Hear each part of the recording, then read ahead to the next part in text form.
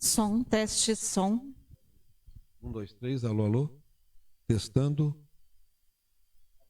1, 2, 3, alô, alô, testando. Teste. 1, 2, 3, alô, alô.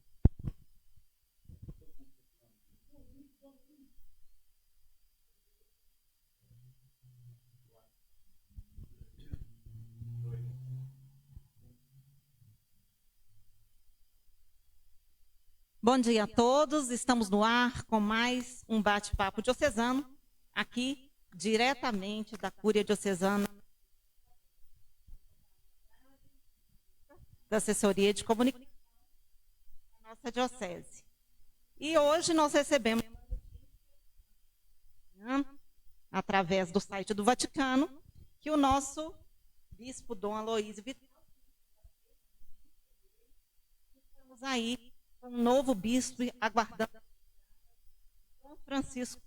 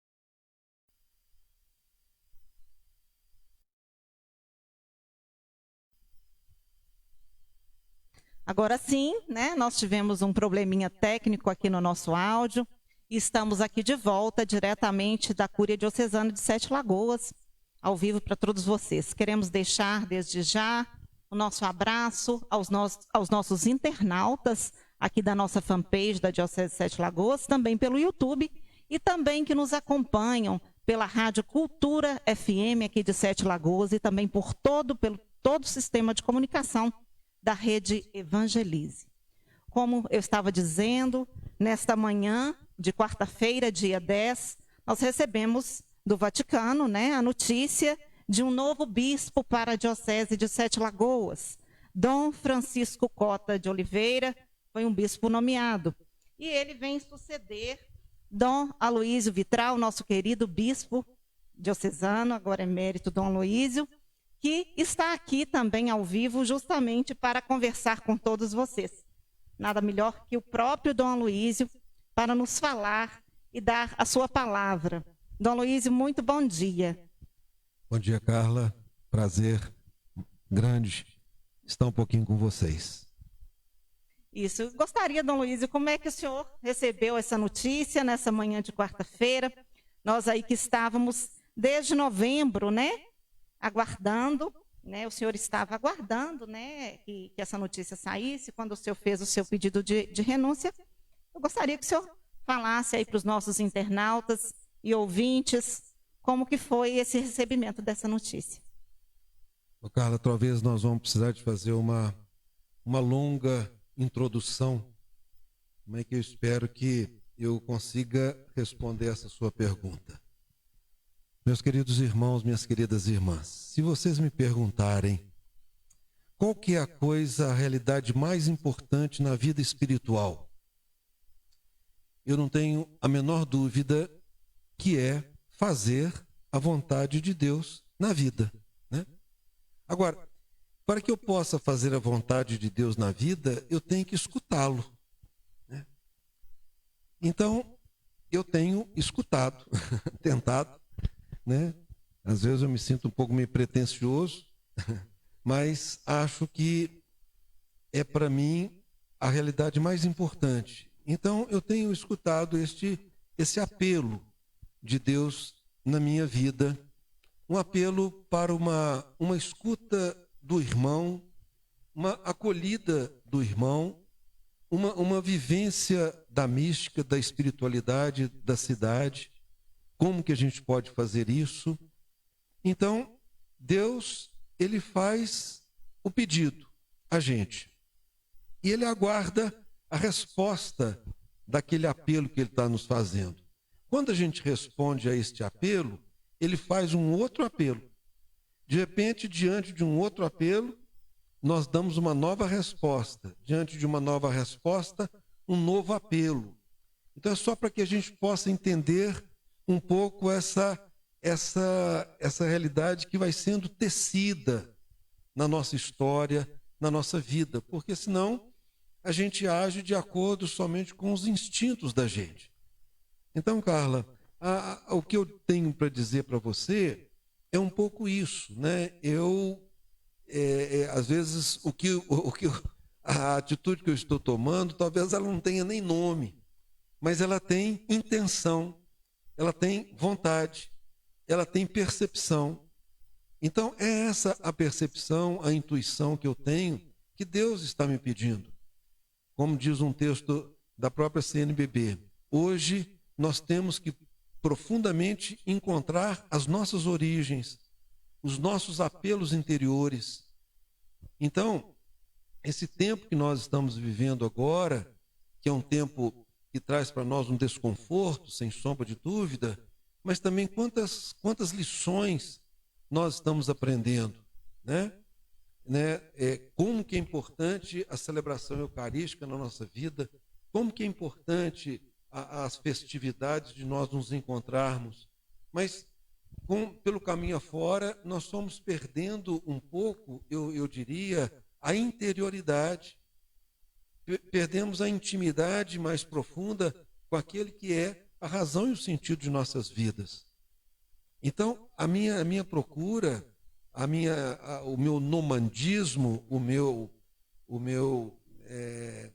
se tornar um buscador, ele sempre foi, desde a minha adolescência, eu sempre fui alguém em busca desse tesouro escondido, eu fui sempre em busca dessa pérola preciosa.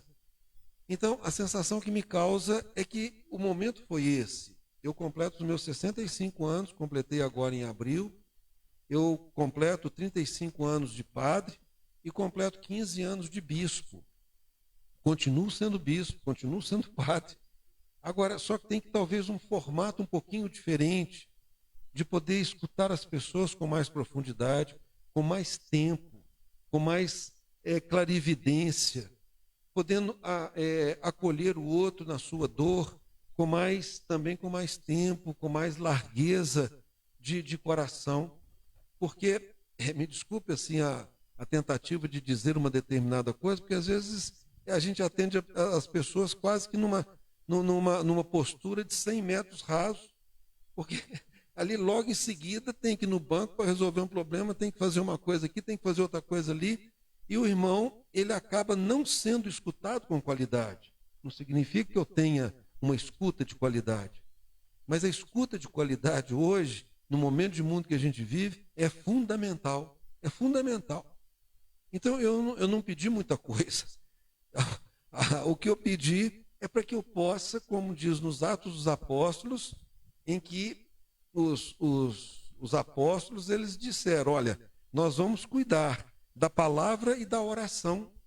Então, talvez seja isto que eu esteja buscando. Eu estou estendendo um pouco a pergunta que você me faz, porque a introdução ela é extremamente importante para que nós possamos conversar muito mais a nível de um estado de espírito do que uma realidade jurídica ou uma realidade que eu chamaria assim conceitual, né? Então é isso, o apelo ele vem e a gente tem que responder, porque se a gente não responde a um apelo que Deus nos faz, aquilo fica latejando lá no fundo do nosso ser e a nossa vida ela pode correr o risco de perder o sentido, né? E aí Deus, entre aspas, né? A palavra não é essa não, mas ele faz o apelo e fica aguardando a nossa resposta, até nós respondermos. Por isso que nós não podemos ter pecado de estimação, né? Às vezes tem gente que tem pecado de estimação, que vai adiando, segunda-feira que vem eu começo, segunda-feira, não, agora essa não deu, mas na outra, não podemos adiar.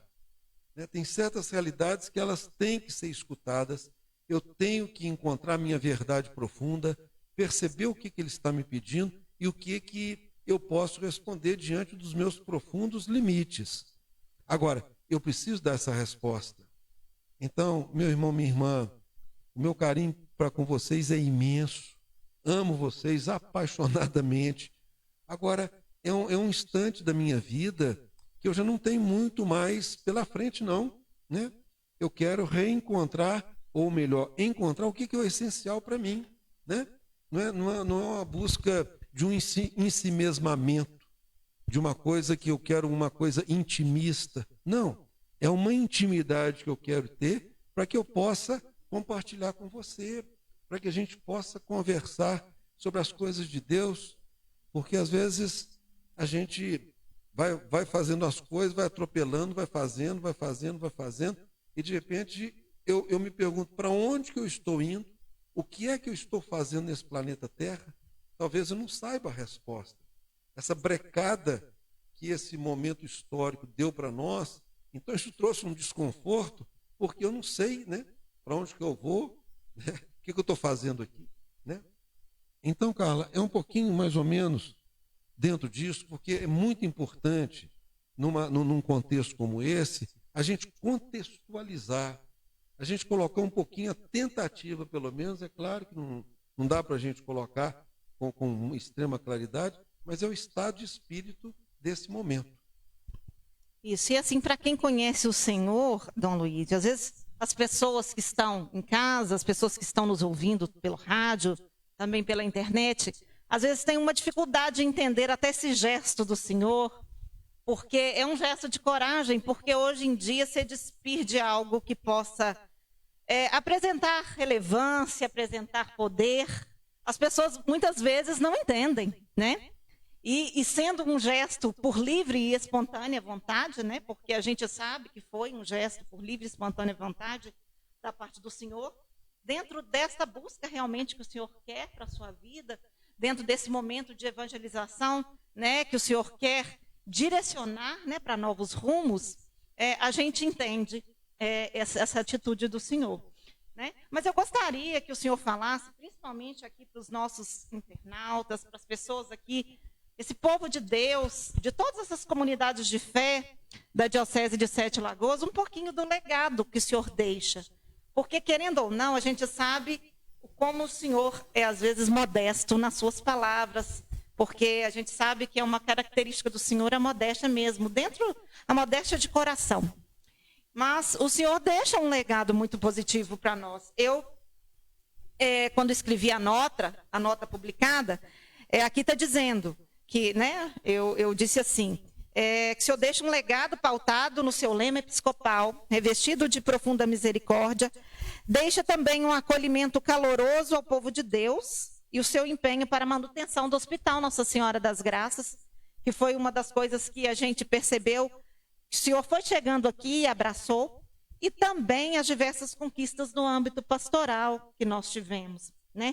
E também administrativas, por não dizer assim, né? Nós tivemos. Mas eu gostaria que o senhor falasse assim um pouquinho para nós. Eu sei que o senhor não gosta muito, mas é um momento de deixar as coisas às claras. Não, pois é, Carla, é uma realidade igualzinho a alguém.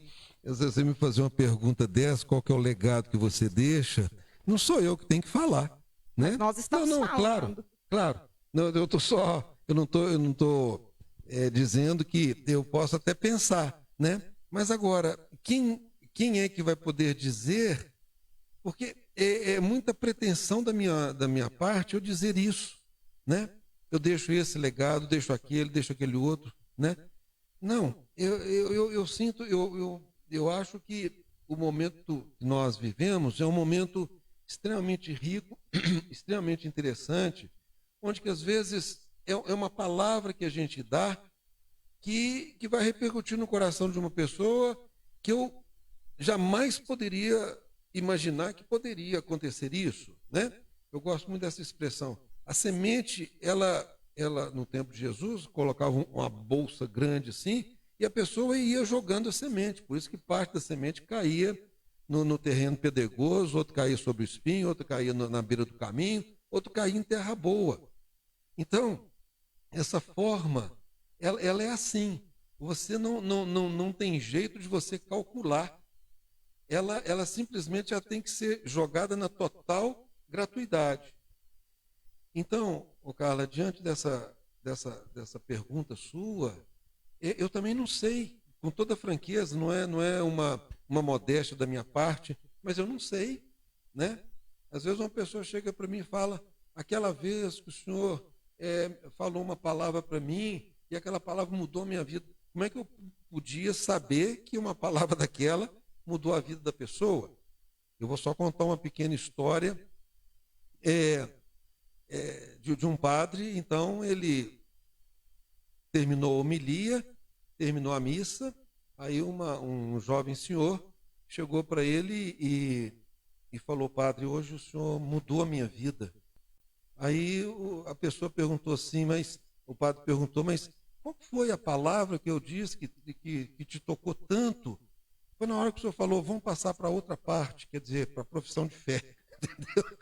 Quer dizer, então, essa foi a palavra que mudou. Aí a pessoa falou assim, olha, eu esqueci o que ficou para trás e agora eu estou começando, eu estou indo para uma outra parte da minha vida. Então, quem que poderia calcular? Então, a coisa mais bonita da evangelização é que eu acho, por isso que eu não sou um planejador nato, porque eu acho que é tão gratuito, é tão generoso, é tão assim que você espalha. Né? Não é uma coisa que você mede, não é uma coisa que tem que ter um objetivo específico, objetivo geral. Bacana, interessante, tal, pode até acontecer, mas só que a vida não é assim. Né? A vida ela é. E eu tenho que abrir o meu coração, quer dizer, né? Abrir o coração e largueza, né? Generosidade. Não estou dizendo que eu tenha isso. Eu só estou dizendo que esse é um pouco o caminho, onde você não mede. Porque o amor, quando ele é medido, por mais que seja grande o amor, mas se ele for medido, ele é medíocre. Né? Então, essa questão ela é muito complexa de você dizer, porque Jesus foi esse homem que, generoso, né? Espalhava, desobstruía as fontes, com muita, né? E não perguntava muito, né? E acho que assim também, porque não é com prancheta na mão, não é um dado estatístico, né? Então, às vezes, a gente pode querer medir o legado por aquilo que foi feito, realizado simplesmente, né? Mas existe ali por debaixo, subterraneamente, uma outra força, que é a força do próprio Espírito, né? Que ele sopra onde quer. Né? E se você me perguntar para mim, essa é a grande razão que eu tenho uma vontade imensa de poder trabalhar um pouquinho com essa questão dos retiros, com essa questão, muito mais um exalar, uma presença, do que conceituar determinadas realidades que não têm condições de serem conceituadas. Elas são. Né? O amor tem jeito de você medir? Não. Né? Então, é algo que vai acontecendo e você vai espalhando, vai colocando, com às vezes um olhar que você tem, um olhar diferenciado, um não fazer acepção de pessoas, nesse momento agora tão crítico que nós vivemos aí, onde que as feridas da humanidade, misteriosamente, elas estão sendo abertas, né? Quer dizer, então, ao invés de nós vivermos como irmãos, como, né, nessa parceria bonita, às vezes a gente se torna concorrente uns dos outros, se torna adversários. Então, esse instante está sendo para nós uma grande aprendizagem, né? Para todo mundo, né? Para mim também, claro, evidente. Então, eu vejo isso, né? Eu acho que a gente é convidado a perceber isso, o clamor interno, Por isso que esse ficar em casa não é somente a sua casa física, é você abrir a porta do seu quarto, depois trancar a porta do seu quarto e ficar ali com o Senhor, né? Para que você possa ter a intimidade com Ele e que depois você possa exalar como um perfume para onde que você for. Então, a pergunta pode ser correta, mas a forma de responder, ela nem sempre é tão simples, né? Legado é uma realidade que não é palpável, não é quantificável. Mas eu acho que a gente não pode falar de pistas, né? Pistas, o Senhor está deixando pistas para que nós possamos juntos, né, continuar caminhando. Então, Carla, agora é uma outra. A nossa discussão está ótima.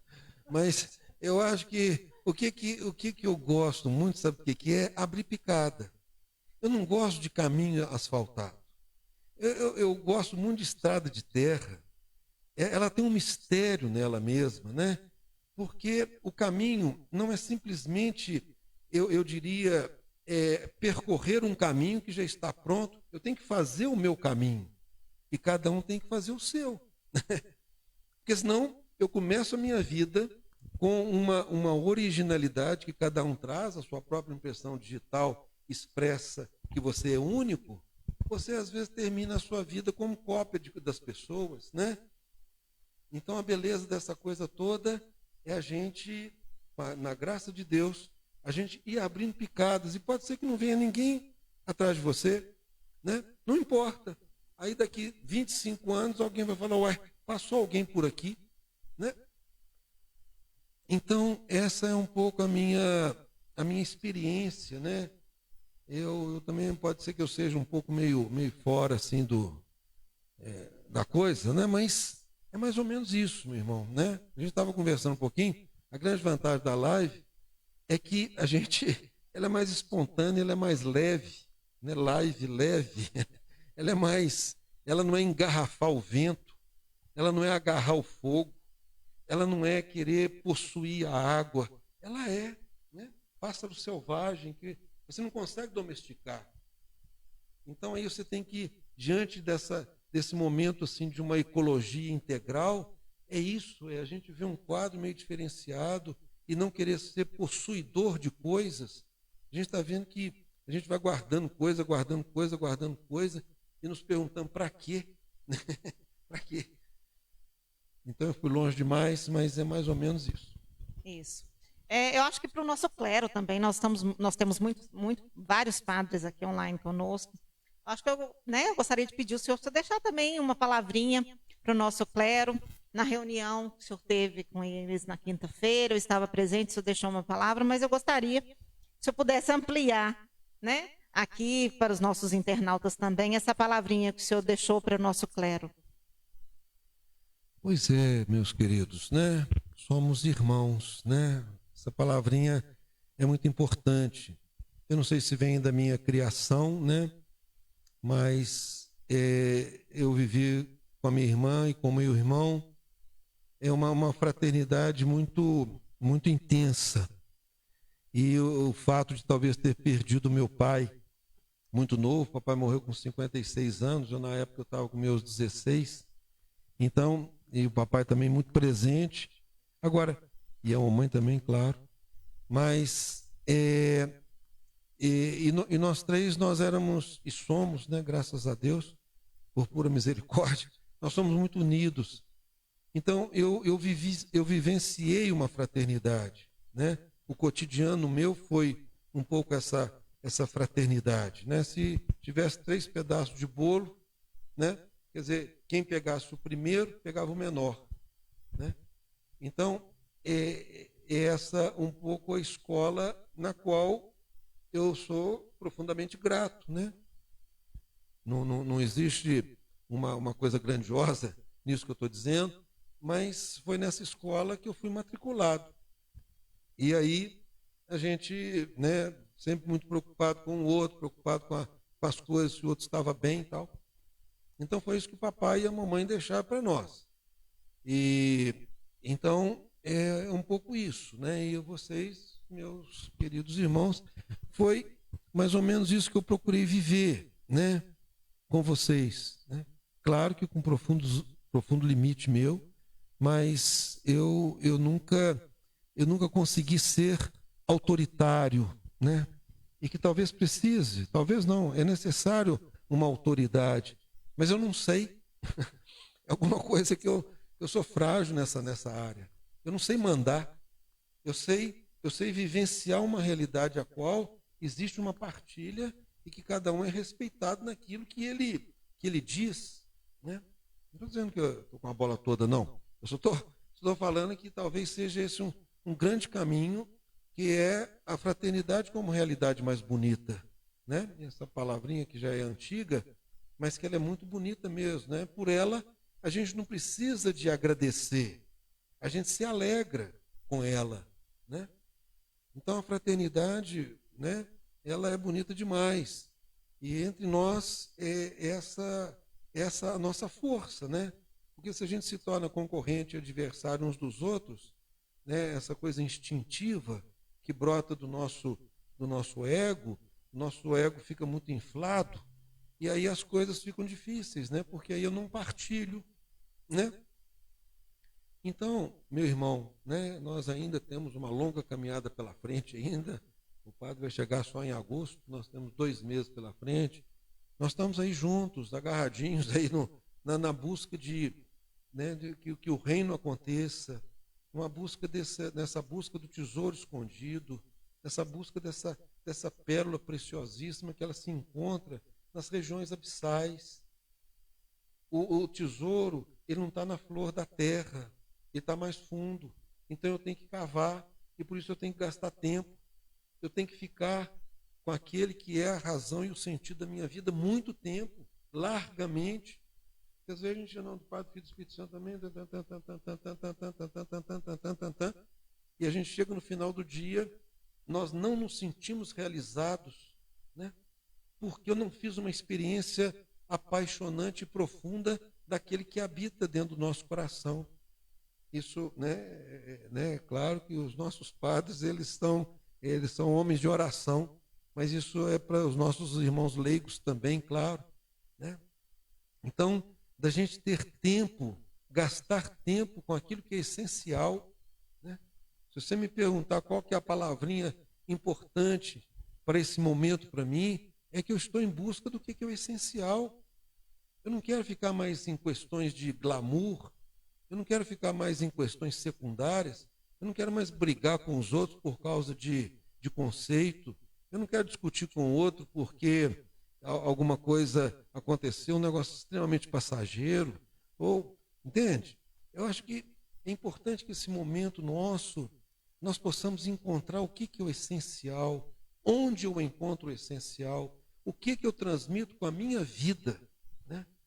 Isso é que se você me perguntar, essas 3 perguntas hoje, elas são um primor, porque eu não posso mais ficar em busca daquilo que é passageiro ou daquilo que eu tenho que ser maior do que o outro. Me desculpa, assim, não é um exemplo, nem sei se isso existiu, é um exemplo que está vindo na minha cabeça, que pode ser até uma bobagem, mas às vezes uma pessoa, ela está numa firma, ganhava muito, né?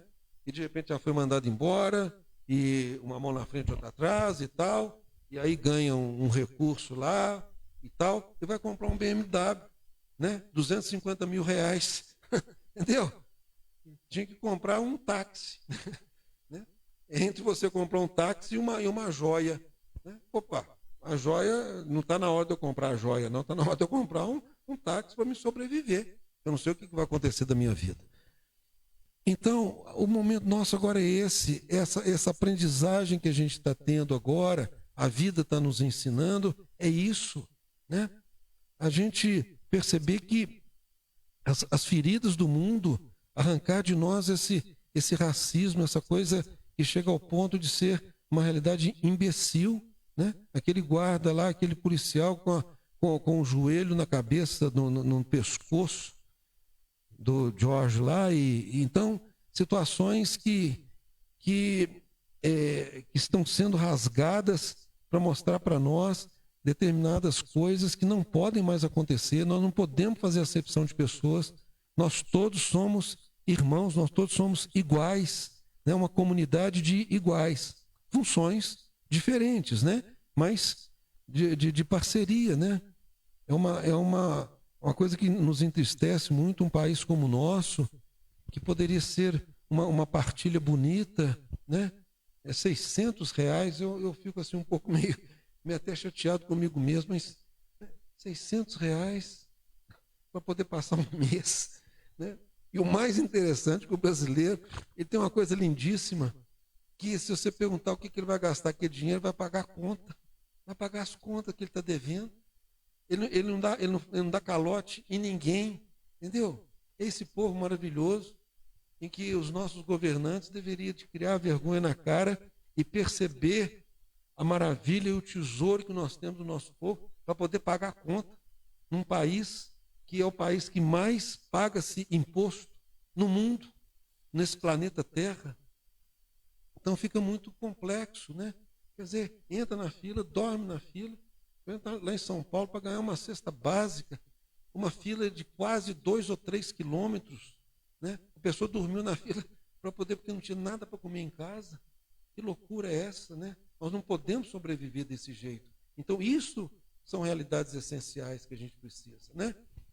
Então os nossos padres, voltando um pouquinho lá, me desculpa a expressão, a vaca fria, eu dei sobrevoei algumas outras realidades, mas né, nós temos que ter esse carinho todo especial com os nossos padres e os nossos padres com o nosso povo, porque o nosso povo não tem para onde ir, não tem para onde correr, vai correr para onde? Então, nós temos que ter essa paternidade e essa fraternidade com esse nosso povo maravilhoso, né?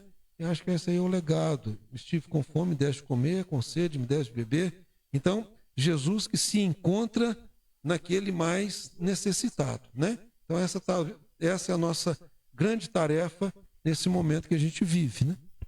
Padre Emerson Rodrigo lá de Santana mandou uma mensagem para o senhor aqui, em nome do clero, dizendo que o senhor soprou sobre nós a sensibilidade da misericórdia e descobrimos um lado desta bem-aventurança que estava um pouco distante de nós. E agradece o senhor pelo tempo.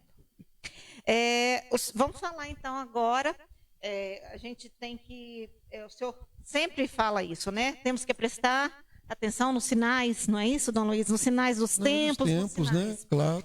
E o senhor veio com o lema revestido de profunda misericórdia, e agora nós temos aí mais um Francisco para nós, que vem com o lema eu vim para servir, né?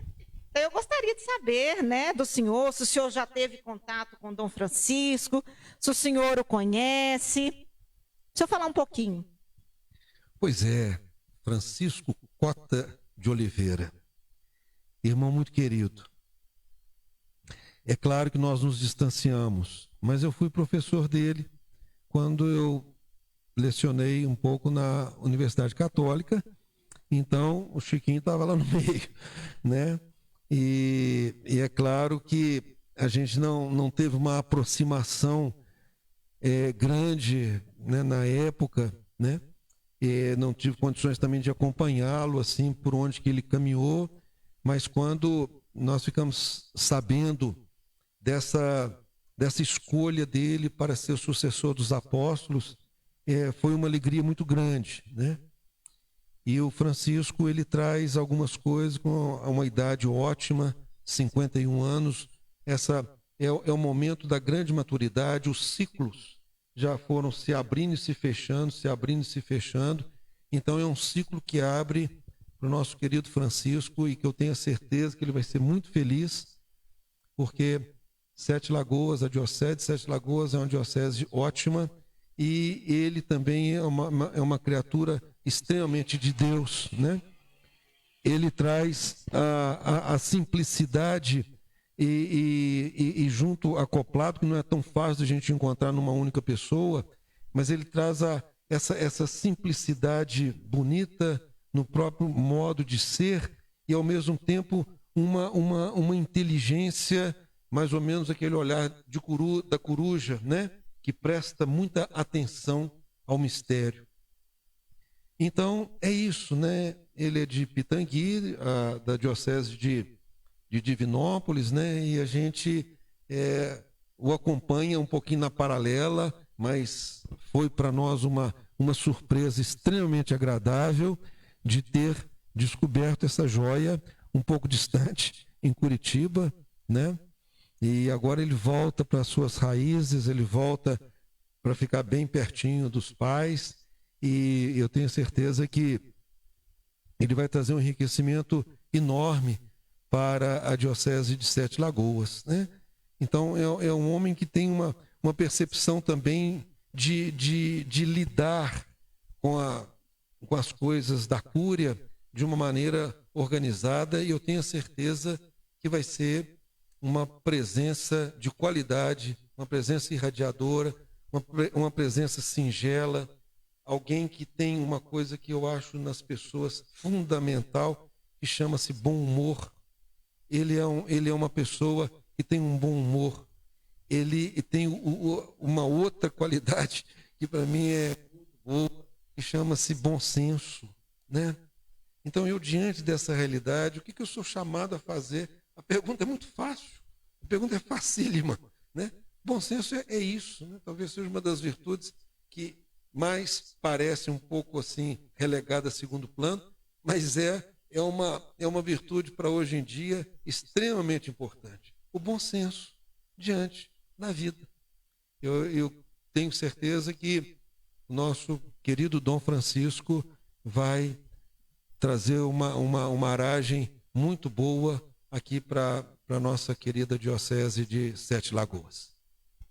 Isso. Então, nós vamos chegando assim ao final do nosso bate-papo, mas eu gostaria que o senhor fizesse uns convite, né, Dom Luiz? O senhor acabou de dizer que o senhor ainda fica... Ele falou comigo assim, gente, que nós vamos suportar ele aqui por 2 meses. É difícil suportá-lo, né, Dom Luiz? Não é suportá-lo. Então, para quem convive com o senhor, a gente sabe que o quanto é difícil suportar, né, Dom Luiz? Estar próximo do senhor, dessa presença irradiadora de luz, como o senhor sempre fala, né? Às vezes, no próprio silêncio, o senhor consegue ir conduzindo as coisas, o senhor consegue ir irradiando os nossos caminhos. E eu posso dizer, pessoalmente, que eu aprendi muito com o senhor nesse tempo aqui. Acredito que todos nós, principalmente nós que estamos aqui perto, aqui dos bastidores, aqui na Cúria, trabalhando diretamente com o senhor, eu acho que nós só temos a agradecer a Deus pela sua presença, por esse tempo aqui conosco, pedirmos desculpas por qualquer coisa, né, que fizemos o senhor passar, mas, de certa forma, é um momento de muita gratidão para nós, porque o senhor vai ser, e vai ser sempre muito especial para todos nós. Eu acho que as marcas que o senhor deixou em nós, elas vão permanecer. E por muitos e muitos anos elas vão dar frutos, né? É isso aí que eu tenho dito, né? Esse legado da misericórdia, esse olhar da misericórdia, esse silêncio, essa busca pelo olhar contemplativo do Senhor. Muitas vezes nós estamos no meio do nosso barulho cotidiano, do nosso barulho do dia a dia, e não conseguimos perceber a presença de Deus no irmão, a presença no outro, a presença de Jesus eucarístico, né? Eu descobri isso muito com o senhor, esse silêncio diante de Jesus eucarístico que muitas vezes nos incomoda, né? E o senhor faz aquele momento, aquela adoração silenciosa, e a gente percebe essa necessidade de estar muitas vezes calando para que o Senhor fale, né? Então eu acho que realmente é um legado. O senhor pode ficar bravo comigo de eu falar, mas né? E queremos assim agradecê-lo por tudo, né? E também dizer que ele vai estar amanhã, dia de Corpus Christi, celebrando às 10 horas na Catedral de Santo Antônio. Estamos aí com a trezena de Santo Antônio, sendo transmitida pelas redes sociais da nossa diocese. E a solenidade de Corpus Christi amanhã, às 10 horas da manhã, também será transmitida. Aí um ótimo momento de você estar também conosco. E eu gostaria que o senhor falasse do retiro. É isso aí, o retiro eu gostaria que o senhor mesmo falasse. Mas antes, eu só gostaria de dizer uma coisa, pelo menos assim, na hora que você estava falando, soprou um pouquinho na minha mente, no meu coração. E a grande pergunta que eu faço, por que eu tenho que ficar bravo com as pessoas? é algo que, me desculpe na minha ingenuidade, algo que eu fico, eu não sei se a palavra é escandalizado, que é claro que não é isso, né? Quer dizer, a gente até compreende, mas é uma pergunta que eu sempre faço, não é que eu pego uma pessoa agressiva e tal, mas precisa, né? É algo que a gente precisaria de trabalhar talvez um pouquinho com a gente, né? Tem um que era candidato a ser santo, a honra dos altares, não foi santo, canonizado, por causa da braveza. Nosso momento agora, ele necessita de uma mansidão, ele necessita de um novo olhar, em que o momento agora não é para julgar quem quer que seja. Parece que até isso tem trazido isso para nós. Nós não podemos julgar nenhuma pessoa, né? Então, é só pegando um pouquinho dessa sua palavra, só para dizer talvez a minha penúltima palavra, né? E a outra palavra que eu gostaria de dizer antes de encerrar também é a presença do nosso querido Dom Guilherme, né? Eu quando, né, vocês já sabem, mas só repetindo, né, logo que eu cheguei e que teve todo aquele contexto celebrativo lá na Arena do Jacaré, e o Dom Guilherme sempre com o jeito dele tão íntegro, trazendo uma timidez que talvez nem sei se pode ser chamado de timidez, mas é um jeito do Dom Guilherme ser, que ele não faz caso que ele seja exaltado, né? É um homem que traz uma profunda humildade, né? E que talvez a gente olhe mais as realidades que apareçam, né? Mas o Dom Guilherme é este homem que não se importa com isso, né? E eu acho isso uma virtude fantástica, né? A Carla falava antes da modéstia, né? O Dom Guilherme, sim. O Dom Guilherme é um homem que traz essa modéstia, que traz essa singeleza de coração, que não se impõe pelo grito, né? Mas ele se coloca, e se o outro aceita ou não, ele tem aquilo que a gente chama hoje, é uma outra virtude extremamente importante, eu chamaria até que parece uma virtude nova, que é a resiliência, né? A resiliência é quando o metal ele toma o soco, ele imediatamente ele volta a ser o que ele era antes, né? Então não guarda rancor, né? Não guarda mágoa, porque a mágoa é uma outra coisa enjoada, porque a mágoa é aquela coisa que dá em nós, causa em nós uma alegria perversa, porque é mais ou menos como a feridinha está formando aquela crostrazinha da ferida, que ela vai se cicatrizando pouquinho a pouquinho, e aí você gosta de abrir a ferida para ela se abrir de novo, para você poder ficar magoado. Paremos com isso, meus irmãos, né? No sentido da gente trabalhar essa questão de uma forma dialogante e não ficar levando coisas para a própria casa interior, né? E ficar remoendo aquilo que já passou. Às vezes tem gente que remoe um fato que aconteceu lá na adolescência, a pessoa está com 60 anos, é como se aquele fato tivesse acontecido uma semana antes. É impossível, né? Sobreviver desse jeito, né?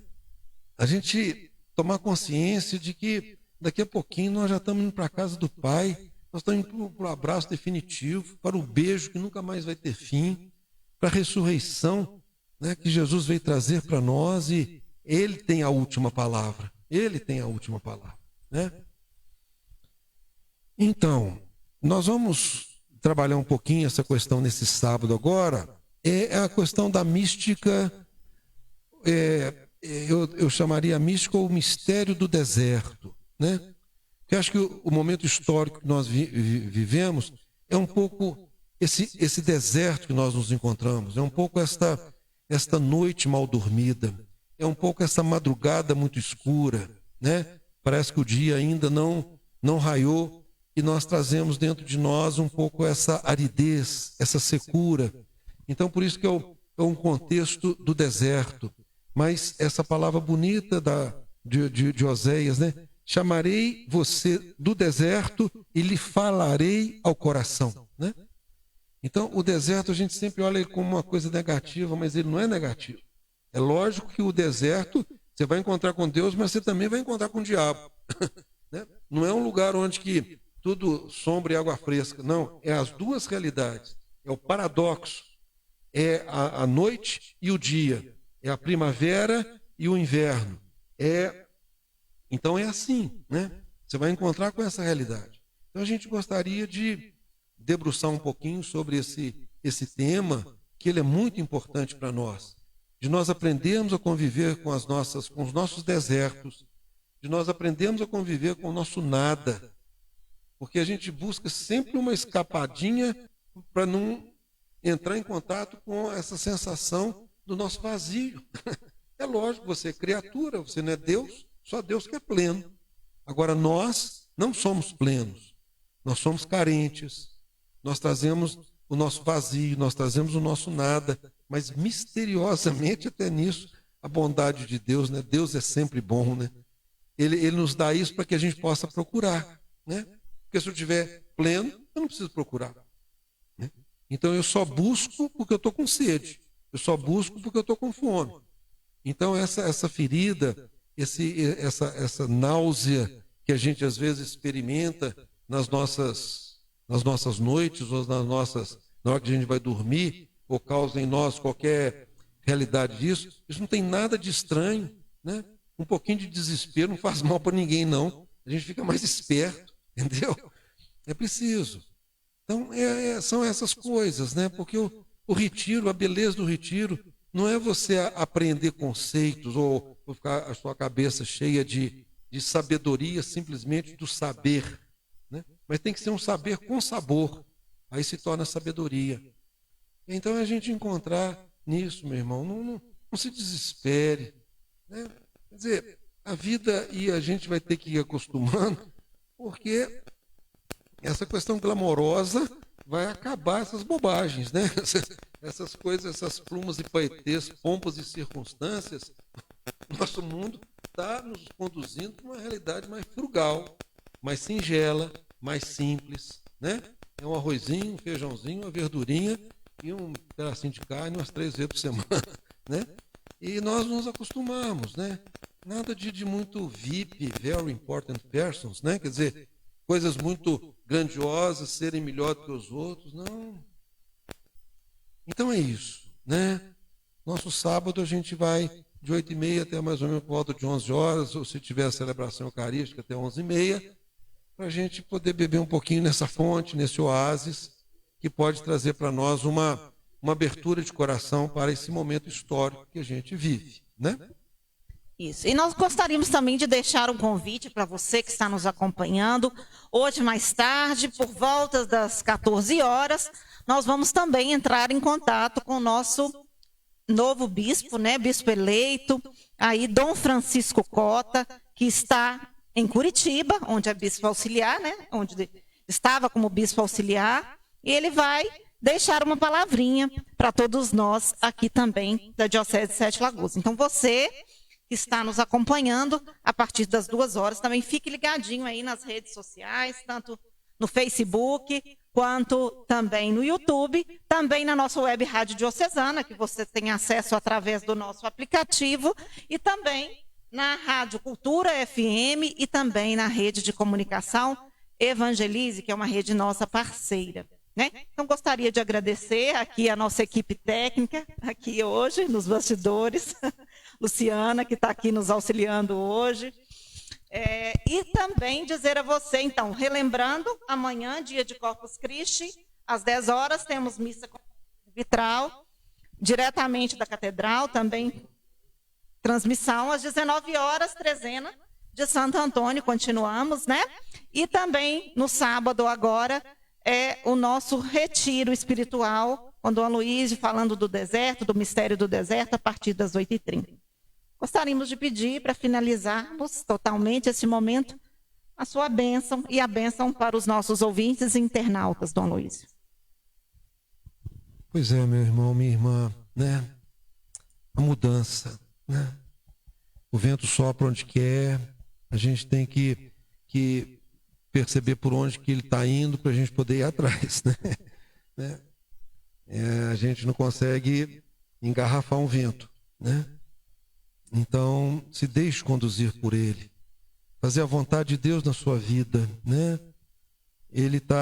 Às vezes ele não está só soprando, às vezes está gritando dentro de nós, né? Mas a gente, às vezes, tenta abafar um pouco a voz dele, porque a gente não está afim muito de escutar o que ele está querendo nos dizer.